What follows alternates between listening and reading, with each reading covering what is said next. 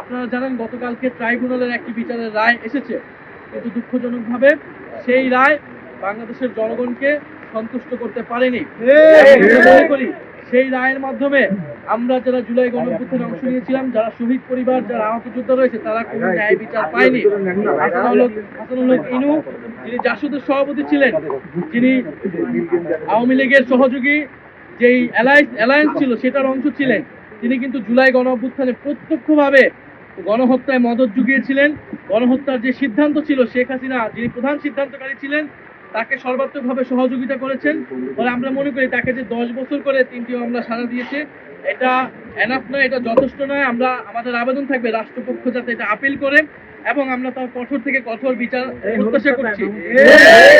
আসার পরে মাত্র 2টি মামলার রায় আমরা পেয়েছি, এবং তদন্ত কার্যক্রমে রিপোর্ট দাখিলে আমরা যথেষ্ট ধীরগতি দেখছি।